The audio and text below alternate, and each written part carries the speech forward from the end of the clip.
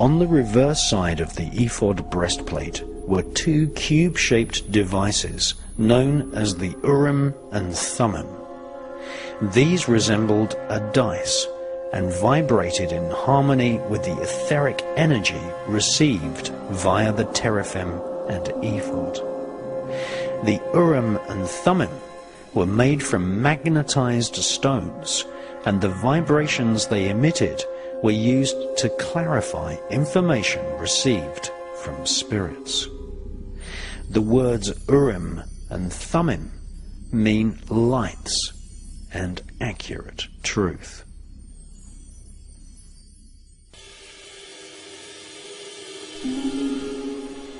Joseph Smith was an American Freemason who created the Mormon Church. He claimed to own two Urim and Thummim devices.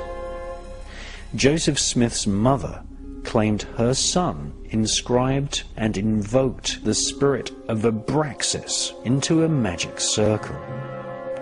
Abraxas is a demon spirit which has snakes instead of feet.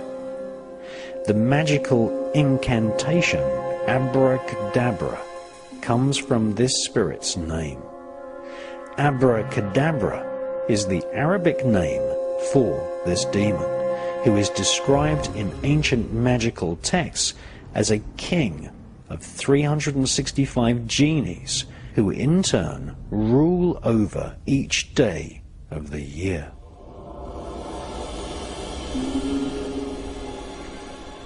Joseph Smith claimed to have gold plates inscribed with Egyptian hieroglyphs.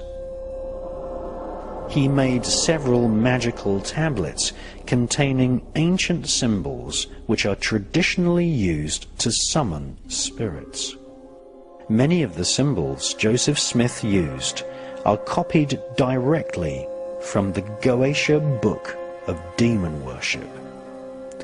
Joseph Smith formed a Christian cult which became the Church of Latter-day Saints, a mixture of Freemasonry and spiritualism.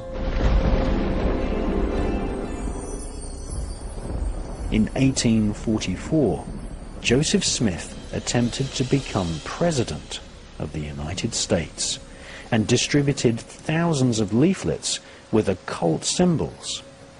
The Mormon Church is a modern version of the Levite Hebrew priesthood. Traditionally, the tribe of the Levite priesthood jealously guarded the divine instructions from spirits which were divined using the ephod, teraphim, Urim, and Thummim. Still, to this day, occult technology is the highest secret of the elite.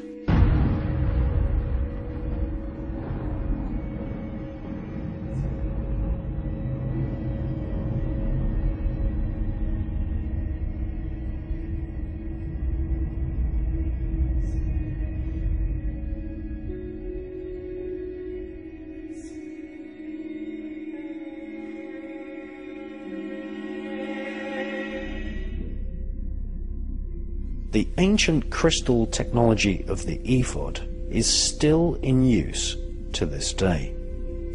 The royal political elite wear crowns which have around their circumference the exact same crystals in the same order as found in the traditional ephod breastplate. Royal crowns are actually ephods which have been fashioned to make direct contact with the skull. On the tomb of Maximilian, Emperor of the Holy Roman Empire, a statue can be seen wearing an ephod which has been incorporated into battle armor. This armor was not designed for battle in the physical world, but as protection against spiritual forces in the spirit world.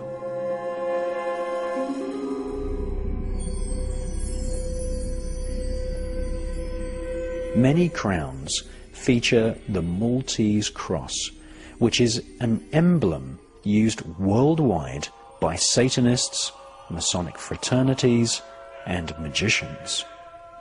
The Maltese cross was the first image electronically projected using the cathode ray tube, which was developed in part by Sir William Crookes, who had formerly been a member of the Golden Dawn secret society and member of the Society for Psychical Research in London. The Maltese cross is featured in many sigils.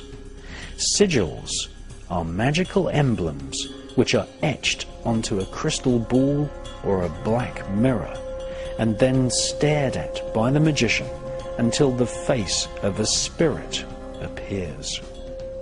In voodoo rituals, very similar sigils are etched into the ground. These are called veves, and these too feature the Maltese cross. Sigils are used to represent the names of spirits, demons, and angels. A crown is really an ephod, which has been made for the head, able to transmit spiritual communications direct into the brain of the king or queen who wears the crown. Crowns are consecrated in special ceremonies called coronations. The British crowns, owned by the Saxe-Coburg-Gotha royal family of Britain, whose family roots are in Bavaria, Germany, are part of an elaborate wardrobe of magical artifacts, which includes ceremonial knives, golden orbs, and even magic wands, which are known as scepters. When the crown is placed on the head of a British royal, prayers and psalms are sung, which proclaim that the crown gives the wearer divine right to rule. The ceremony is an exact copy of the coronation ritual of King Solomon, who was a pre-Kabbalist magician in ancient Israel, an expert at spirit divination and demon worship.